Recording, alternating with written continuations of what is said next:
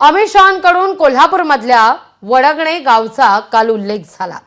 महादेव मंदिराच्या जागेवर वक्फ बोर्डाचा दावा करण्यात येतोय असं शहा म्हणाले। यामुळे पुन्हा एकदा वडगणे हे गाव सध्या चर्चेत आलेलं आहे।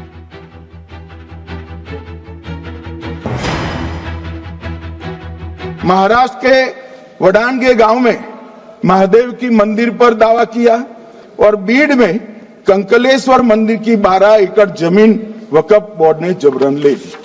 मान्यवर, ये सब जब जो चल रहा है इसमें आज भी मैं स्पष्ट करना चाहता हूं, वक्फ जो कि मुस्लिम भाइयों की धार्मिक क्रियाकलाप और उनके बनाए हुए दान से ट्रस्ट है, उसमें सरकार कोई दखल करना नहीं चाहती है। मुतवल्ली भी उनका होगा, वाकिफ भी उनका होगा, वक्फ भी उनका।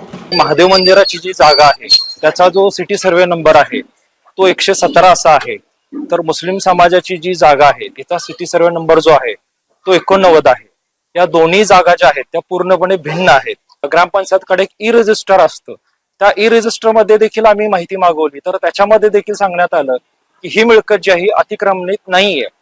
त्यामुळे एकंदर या सगळ्या बाबींचा विचार करूनच न्यायालयानं जे दिलेले सर्व निकाल आहेत सर्वच्या सर्व निकाल सर्व वस्तुस्थितींची पाहणी करून पुराव्यांची पाहणी करून त्या अंतीस त्यांनी ते दिलेले आहे। या जागेचा संदर्भात असणारी केस किंवा काय असणारे तक्रारी त्या कोर्टात जरी असल्या तरी आज पाहायला गेलं तर महादेव मंदिर परिसराला इतका मोठा इतिहास मोठा असून सुद्धा काही गोष्टी चुकीच्या पद्धतीने घडत असताना वक्फ बोर्डाने या जागेवरती आपला हक्क सांगितला आणि ह्या वक्फ बोर्डाला विरोध म्हणून या वक्फ बोर्डाच्या चुकीच्या हक्कासाठी वडणेकरांनी संपूर्ण बंद पाळला आणि हा बंद यशस्वी झाल्याने आज त्या दृष्टीनं केंद्र सरकारने सुद्धा याची दखल घेतली आणि संपूर्ण देशाला जाग आणली की वक्फ चुकीचं आहे आणि चुकीच्या पद्धतीनं अतिक्रमण करते।